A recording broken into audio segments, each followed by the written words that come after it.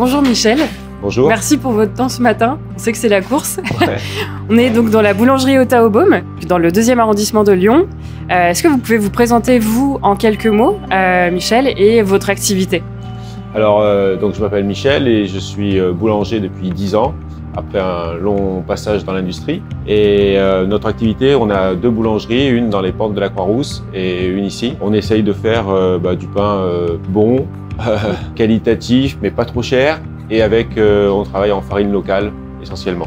Farine locale qui viennent d'où? Alors, c'est des farines Rhône-Alpes, uniquement Rhône-Alpine, du moulin de Tuiles. Moi je m'attache à travailler avec le plus d'acteurs locaux possible.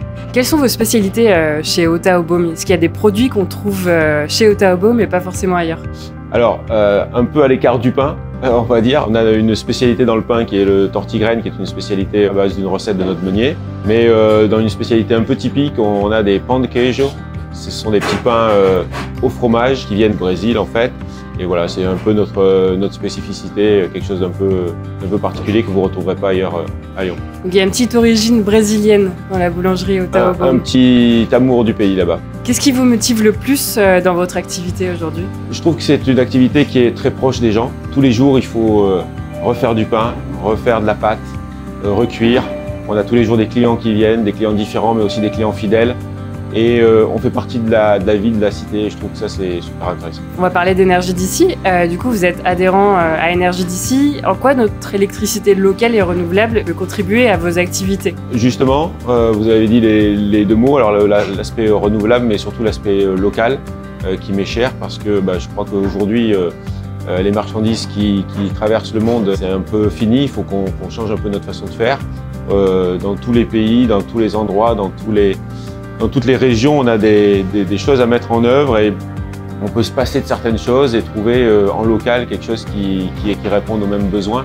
Donc le fait qu'à la fois Énergie d'ici soit locale et ait ses propres productions d'électricité et non pas soit juste un intermédiaire revendeur, moi je trouvais que c'était intéressant. Du coup, vous vous retrouvez vraiment dans les valeurs de local, de l'énergie, à la fois donc avec la farine, vous, dans votre démarche d'aller chercher la farine locale, et donc l'électricité aussi avec les centrales locales. Tout à fait. Et puis après, l'électricité nous sert à faire ensuite, nous, de la livraison avec un triporteur électrique.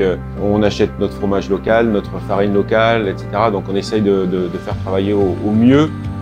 C'est pas facile pour tout, hein, mais voilà. Il y a l'aspect aussi économique qu'il faut prendre en compte, mais là, on est bon. Sur ces questions-là, mettez-vous en place d'autres actions pour réduire votre empreinte carbone au sein de la boulangerie? Vous avez parlé du triporteur, par exemple. Voilà, donc on livre en triporteur électrique, en voiture électrique aussi, puis on essaye de limiter au maximum nos gaspillages. Voilà, c'est surtout ça qui est important, produire le juste nécessaire. C'est pas toujours facile parce qu'il faut s'adapter aux besoins du client. Le client, des fois, il arrive, il dit il n'y a pas tout ce que je voudrais.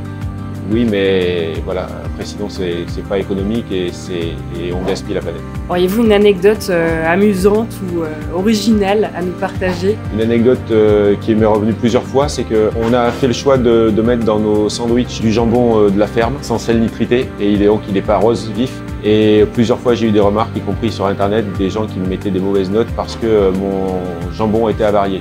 Et ça c'est vraiment, pour moi, le fait qu'on a perdu le goût, on a perdu un certain sens de la proximité, du goût, et que ça va être très très long à retrouver, je pense, parce que ça coûte plus cher aussi, hein, des fois, il faut le dire. Mais voilà, c'est toute cette démarche qu'on essaie de porter dans nos boulangeries. Super, et merci.